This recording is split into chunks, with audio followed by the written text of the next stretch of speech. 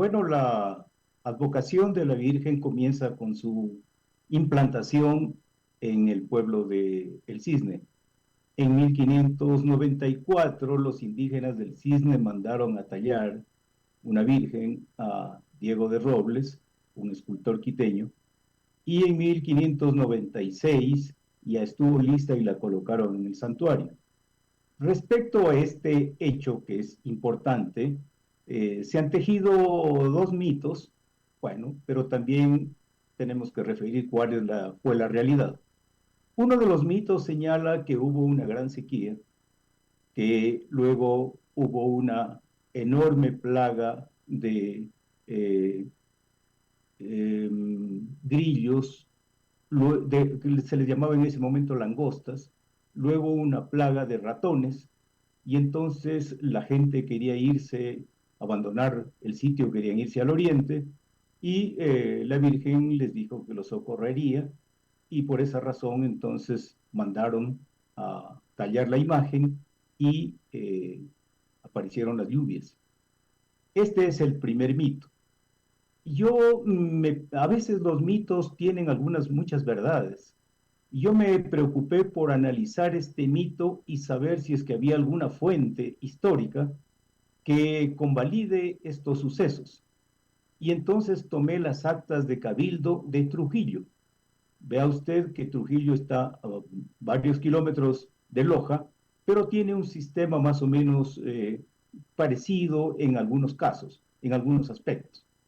Y efectivamente las actas de Trujillo, las actas de Cabildo, señalan que hubo una sequía por el año de 1592, que luego en 1594 se produjo unas lluvias excepcionales, ellos dicen, porque aparecieron por agosto, es decir, fueron unas pocas lluvias, y producto de esas lluvias anómalas que se produjeron en un mes que debería ser muy seco, se produjo entonces esta plaga de grillos que le siguió luego la plaga de ratones y entonces la gente quedó muy desesperada. Y ya para 1596, los estudios que se ha hecho en el Perú, sobre todo de Emery Hockenham, por ejemplo, y de Eguiguren, ya hacía algunos años, a finales del siglo XIX, señalan que efectivamente hubo un niño en 1596. Es decir, que los sucesos que cuenta el mito se produjeron.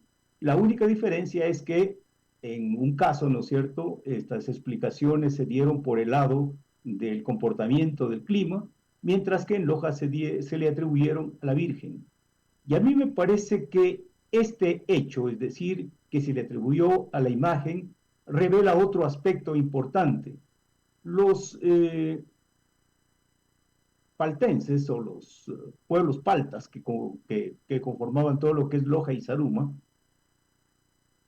fueron fuertemente reprimidos por las deidades que tenían y estaban sometidos a una serie de problemas, sobre todo pestes, me refiero sobre todo al sarampión, gripe, a la recluta para llevarlos a las minas de Zaruma, a las minas de Zamora, para llevarlos a las mitas, inclusive para que sirvan en las haciendas o incluso en las casas de las personas. De manera que había una crisis muy fuerte al interior de los paltas y la gente nos quería evidentemente salir y se necesitaba de alguna manera alguna deidad que les ayude a recuperar la confianza y mantenerse en la zona.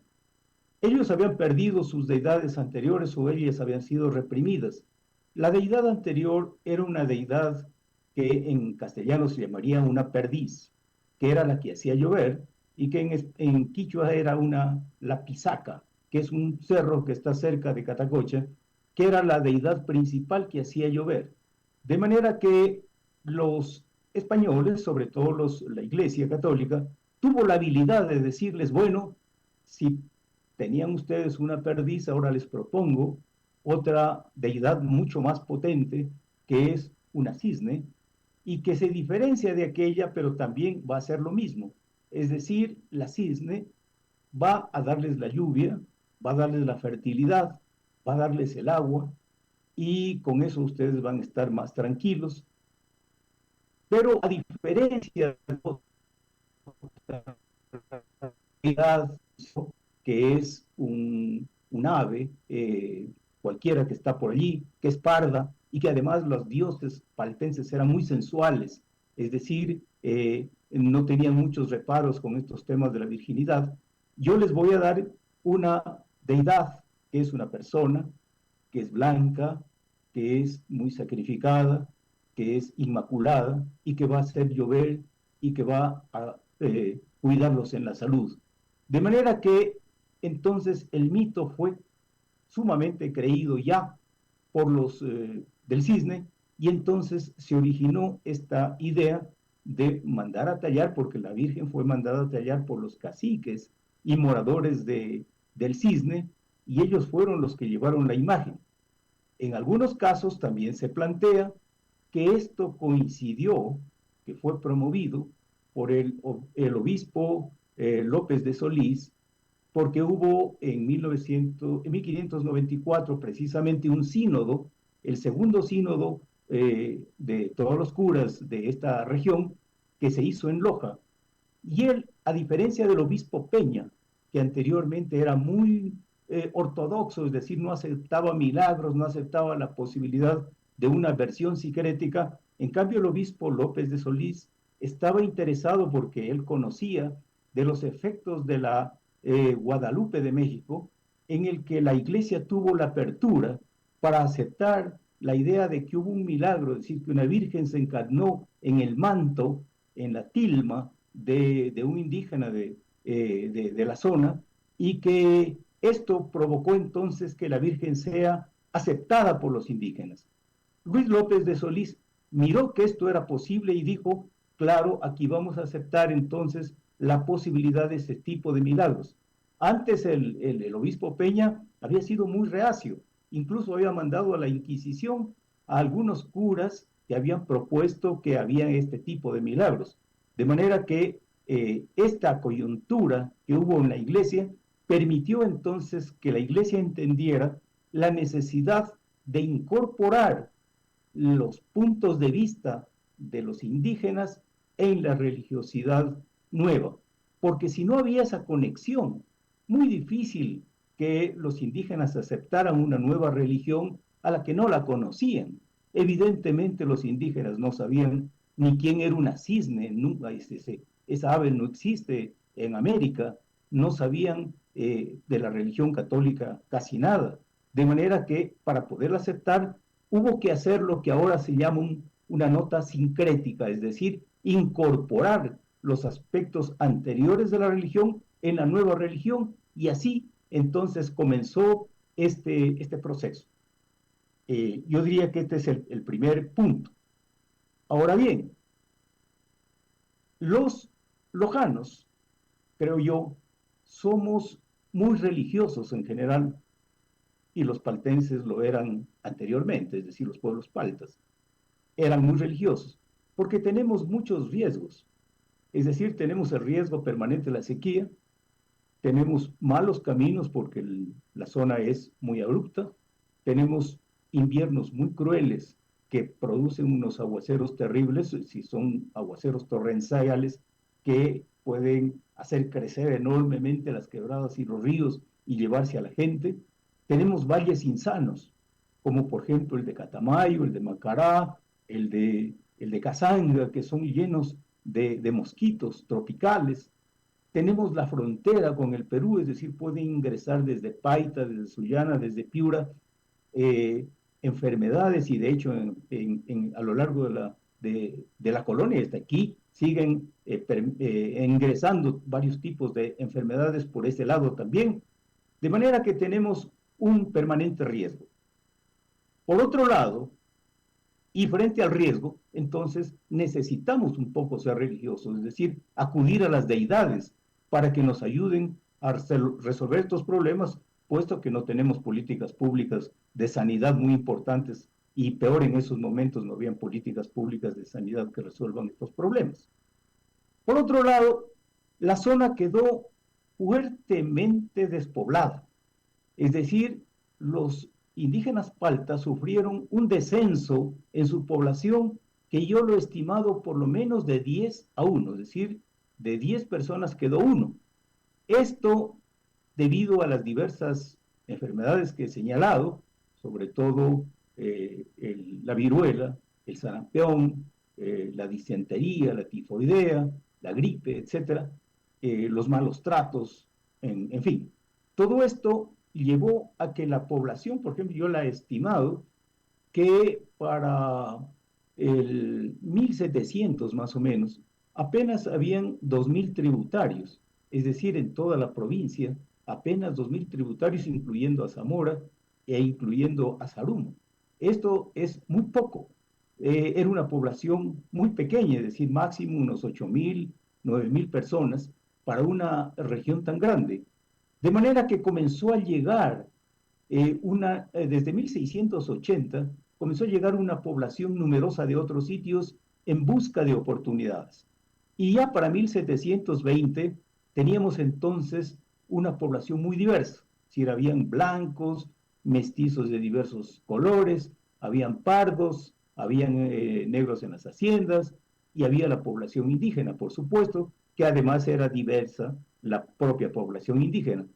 En esta diversidad se necesitaba crear elementos de identidad. Y una de las e incluso debería decir que habían sefarditas también, por supuesto.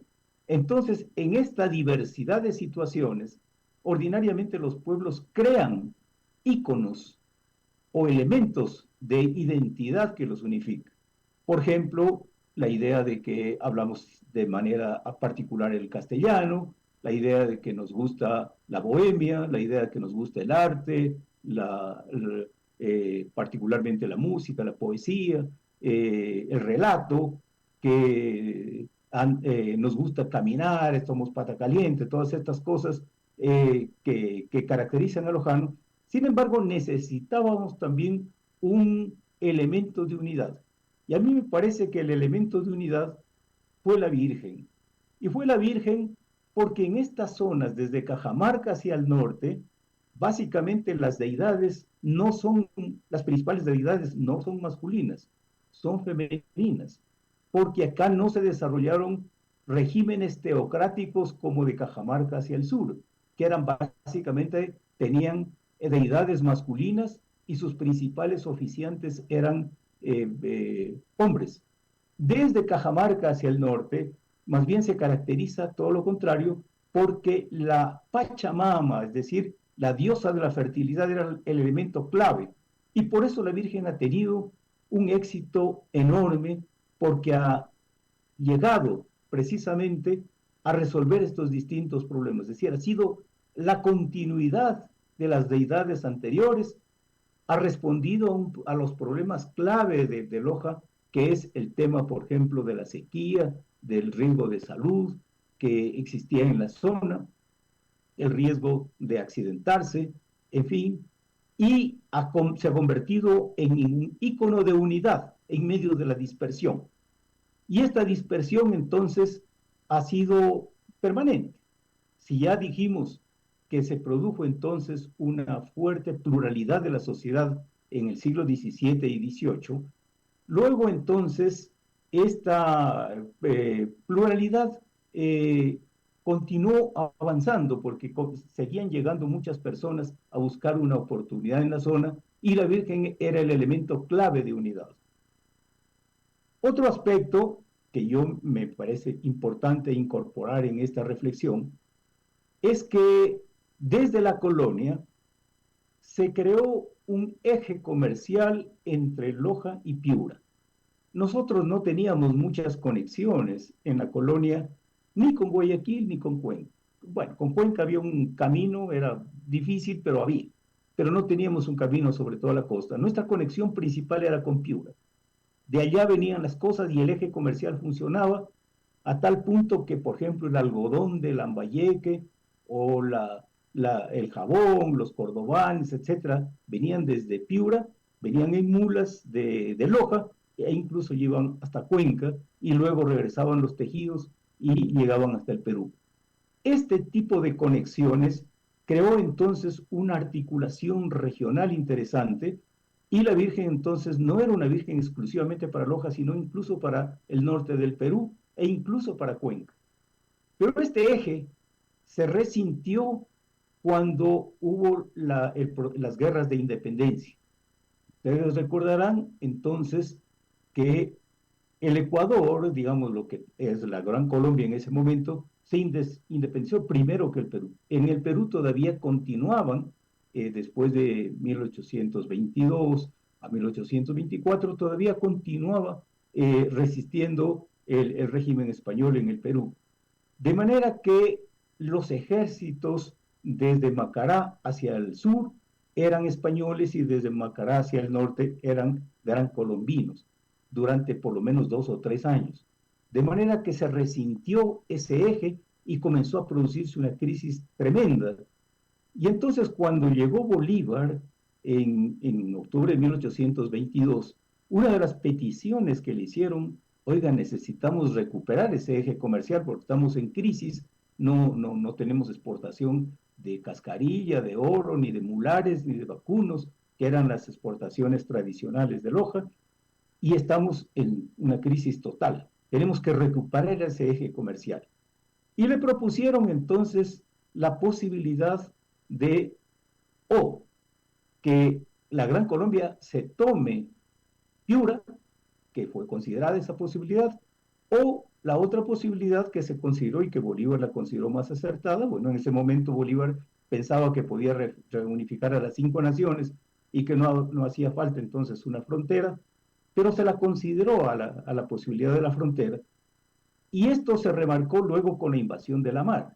Es decir, ya con la invasión de la mar en 1828-29, ya era muy claro de que Perú iba a separarse e iba a formar un país distinto a la Gran Colombia, de manera que entonces había que restaurar ese eje comercial. Y ese eje comercial entonces que debía restaurarse podía hacerse a través de la creación de una feria internacional. Y entonces Bolívar decretó la creación de la Feria Internacional, pero también del traslado de la Virgen permanentemente a Loja para que se convierta en el ícono de integración regional.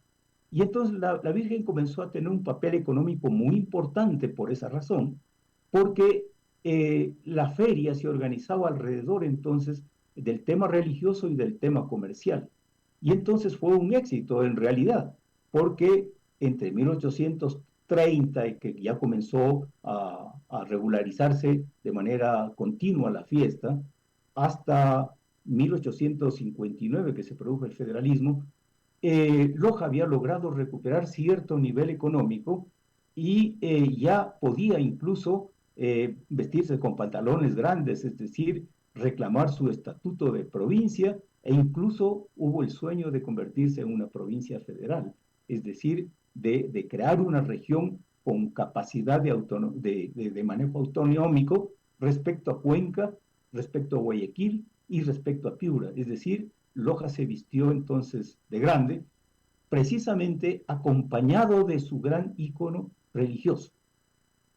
Luego, yo creo que la iglesia local cometió un enorme error, que fue enfrascarse en una lucha a muerte con los liberales durante el fin del siglo XIX y primeros años del siglo XX, es decir, entre 1894 y más o menos 1911, es decir, más o menos cuando se produjo el asesinato de Eloy Alfaro. Había una fuerte riña, una fuerte bronca entre liberales y conservadores. El obispo Maciá, por ejemplo, que hizo alguna vez, que intentó utilizar a la Virgen para respaldar su tesis, logró una muy poca asistencia de la gente, es decir, la Virgen fue utilizada políticamente en este momento y bajó inclusive su influencia. De manera que fue necesario relanzar su influencia. Pero ahí cometió la Iglesia otro error. En 1928 y 29 se produjo la coronación de la Virgen y se la declaró la Virgen reina. Sí, se le puso un cetro en la mano, se le puso una corona se le puso un traje de reina, al niño se lo vistió de príncipe, se le puso un himno e incluso se compuso un escudo con una heráldica absolutamente española, de manera que la Virgen se convirtió en reina, pero comenzó a separarse un poco de la sociedad porque la gente no tenía mucho interés por una reina, querían una Virgen mucho más cercana a ellos, mucho más terrenal. Y yo diría que después de la sequía, entonces, por iniciativa de la gente, la Virgen convirtió en hacerse mucho más terrena. Por esa razón, entonces, la Virgen comenzó a adquirir otros rasgos. Se le quitó la corona, se le puso un sombrerito en algunos casos, se la vistió de mestiza, se la vistió de campesina, de chacita, se la vistió de shuar, de saraguro, en fin, de morlaquita inclusive, y luego los grupos que la invitaban, desde los militares, la vistieron de militar, etcétera. Ahora mismo, por ejemplo, están celebrando este congreso que va a haber aquí en Quito, ecuménico, me parece mío, o al menos es muy importante para la iglesia. Entonces está exhibiendo un traje respecto a esta característica, de manera que la Virgen comienza a hacerse mucho más próxima a la gente. Y esto le permite entonces jugar un nuevo papel, que es el papel de unidad de los lojanos en la diáspora. Mire usted, desde 1942, a raíz del conflicto con el Perú, pero luego, sobre todo, desde la sequía, se produce un enorme éxodo de lojanos hacia afuera, entre ellos yo, eh, por diversas razones, unos para buscar trabajo, otros para estudiar, otros porque que quieren oportunidades de otra naturaleza, etcétera, pero se produce un éxodo tan grande que, por ejemplo, yo he podido observar que varios cantones tienen menos población que 1950.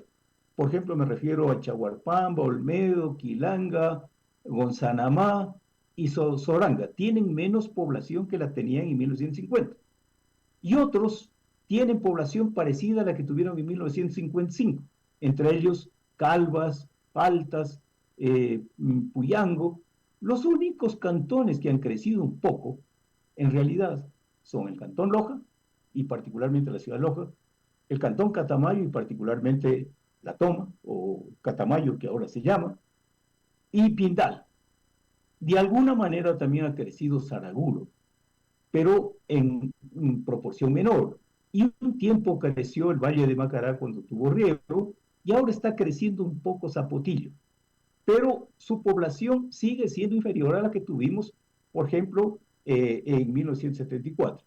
De manera que para poder reagrupar a todos estos lojanos en la diáspora, es necesaria otra vez un ícono fuerte que nos unifique. Y por eso la gente entonces regresa a esta fiesta, o cuando va a un nuevo pueblo le pone inmediatamente al pueblo el nombre de la Virgen del Cisne, o le hacen una iglesia en su honor, o la tratan de traer en alguna de sus festividades.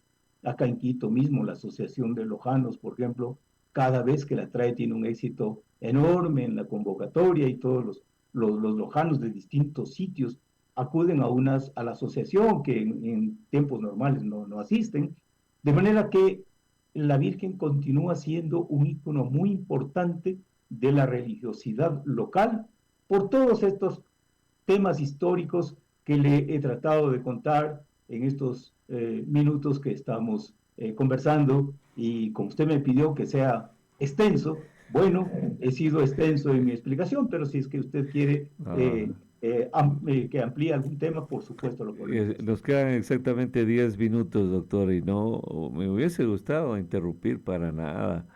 He estado aquí impertérrito escuchando esa narración de la historia de nuestra provincia y cómo ha involucrado a otras naciones. Estábamos hablando de naciones en ese entonces del Perú. Y cómo, ahora tal vez quizá la última, una observación que hago yo ahí. Usted ya no desde el punto de vista comercial empieza a vincularse al norte de Loja, o, para nosotros. ¿Y cómo es que llega a tener tanta hegemonía la, la, la Virgen en el pueblo Azuayo, porque ellos incluso llegan a adueñarse, a empoderarse primero y luego a apoderarse de esta imagen. Es un fenómeno que también no me ha sido fácil entenderlo, doctor. Y digamos que a pesar de los maltratados que a veces han sido. Bueno, Sí, pues una vez uno los manguereó aquí, uno que yo conozco, les mandó manguera de madrugada en el parque y los corrió de ahí que ya no entraban a Loja, pues no entraban a Loja y pasaban directo al cine y del cine regresaban, ¿no? Pero bueno, son tiempos complicados que ya han pasado. Ahora, súper. por qué ellos lo convirtieron en su patrimonio? Muy bien, entonces regresemos un poco. Y tenemos que regresar precisamente, yo diría, al siglo XVII. Le estaba contando que se produjo un eje económico primero el eje económico anterior al siglo XVII fue un eje que más bien entre Zaruma y Paita, porque el oro venía desde Zaruma, a veces ingresaba a las cajas reales de Loja, y luego, venía de Zamora a las cajas reales de Loja y luego iba a Paita y de allí iba a Callao o iba por Guayaquil o a veces por la sierra, iban hasta Cartagena. Es decir, había un comercio muy importante del oro que se producía en Loja. Pero luego, ya en el siglo XVII, cuando el oro de Zaruma y de Zamora prácticamente desapareció, entonces se creó un eje comercial que más bien estaba alrededor de los textiles. La producción entonces de algodón, sobre todo que yo le contaba del norte del Perú, era la producción que permitía venir como algodón, se la llevaba como algodón hasta Cuenca. En Cuenca la gente era muy laboriosa, entonces lo convertía en tejidos, sobre todo en lienzos, en un tipo de tejido barato, que era distinto al tejido que se hacía acá en el norte. En el norte, los obrajes fabricaban básicamente con lana de borrego, es decir, de oveja. Los grandes obrajes tenían como producto principalmente este tipo de lana, mientras que en el sur era el algodón. Y el algodón se tejía realmente en Cuenca. ¿Cuál era el papel de Loja en ese momento? Era de proveer los mulares y los arrieros. Entonces, las mulas que venían de Lambayeque, solo llegaban más o menos hasta Macará, porque luego ya no tenían el producto que ellas comían, es decir, a las mulas del Perú no les gusta mucho el frío y entonces les gusta el algarrobo por otro lado, de manera que tenían que sustituirlas por mulas mucho más pequeñas, pero muy fuertes, que puedan caminar por estos senderos endiablados que tenemos en Loja, y esos eran las mulas que iban hasta Cuenca.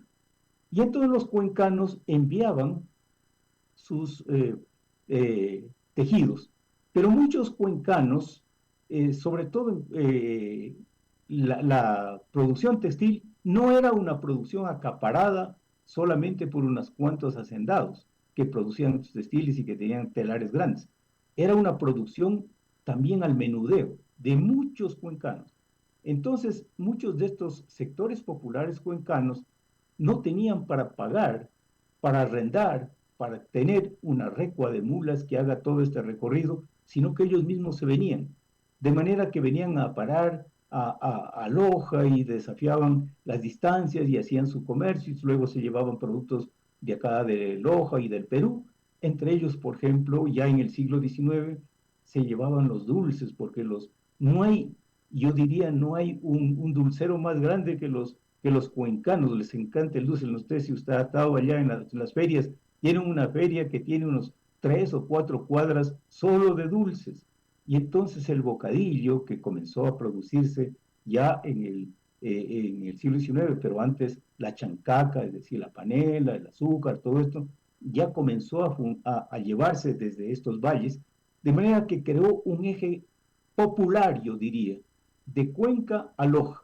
Y ese eje popular entonces también estuvo fuertemente acompañado de la religiosidad, porque nuestros pueblos tienen una enorme religiosidad y yo diría entonces que por esa razón los cuencanos no venían precisamente, los modestos cuencanos, la gente del pueblo, no venía por supuesto a ocupar los hoteles, a veces no incluso no utilizaban ni carros, se venían a pie y creo que sigue habiendo una peregrinación a pie, a veces lo hacían en mulares, en fin, era una peregrinación verdaderamente muy sacrificada. Para hacer todo esto, entonces uno necesita estar convencido de que lo que está haciendo no solo que le beneficia a su economía, sino también le beneficia a su salud, a, a su proyección como persona hacia el futuro. Entonces traían en medio de todo esto sus esperanzas, sus sueños, sus problemas, y evidentemente venían a Loja y no ocupaban los grandes hoteles y eran, evidentemente, tenían que estar en algún sitio. Una posición inteligente, por ejemplo, del municipio, habría sido cómo canalizar este turismo religioso y convertirlo en una oportunidad económica y no en un hecho de irlos a manguerear. O, por ejemplo, cómo convertir a este pequeño pueblo ahí del Cisne en, en un pueblo de turismo religioso y no en un sitio con enormes basílicas nada más, pero con una infraestructura pobre, donde no hay ni siquiera hoteles, no hay fuente, no hay agua, no hay una oferta gastronómica interesante, y la gente tiene que entonces proveerse de manera difícil de todos estos elementos. Y cuando los de allí, de los habitantes del Cisne, reclamaron que necesitaban que por lo menos la mitad de lo que produce en Limones la Virgen se quede allí para financiar todas estas obras, la iglesia otra vez cometió un error de decir, no, ustedes son ateos, comunistas, los declararon de todo y no han convertido esto. Yo creo que hace falta eh, una mirada mucho más interesante, es decir, una mirada de desarrollo, una mirada que nos permita decir, bueno, tenemos el mejor café del mundo, tenemos un ícono religioso potente, tenemos agroindustrias del dulce, ahora de las hierbas y de varias cosas. ¿Por qué no tenemos un proyecto turístico fuerte que venga acompañando a todo esto? Y ahí sumamos entonces el tema de las artes, de la literatura, etcétera, de que nos caracteriza a los lojanos. Y le agregamos entonces una serie de reflexiones. Los lojanos son buenos, muy buenos para hacer poesía, para hacer música, y todo esto lo convertimos en un paquete interesante y creamos una serie de rutas para visitar el café, para visitar el bocadillo, para visitar el podocarpus, para visitar los guayacanes, etcétera, todo el turismo religioso, y esto entonces nos daría, creo yo, una proyección distinta. Yo creo que el Loja está esperando una propuesta potente de ese tipo para podernos embarcar en este difícil siglo XXI que está despoblando a los pueblos. Acuérdense, lojanos, si no tenemos una propuesta, cada pueblo de estos va a agonizar. Por ejemplo, si ustedes se van a Olmedo, a Chahualpamba, a Sosoranga, a Gonzanamá, etcétera, van a encontrarse pueblos casi muertos. Y usted lo conoce muy bien porque usted es un gran radiodifusor y un gran comunicador y está escuchando los problemas de la gente y ve con claridad todas estas circunstancias y la necesidad de una propuesta alternativa.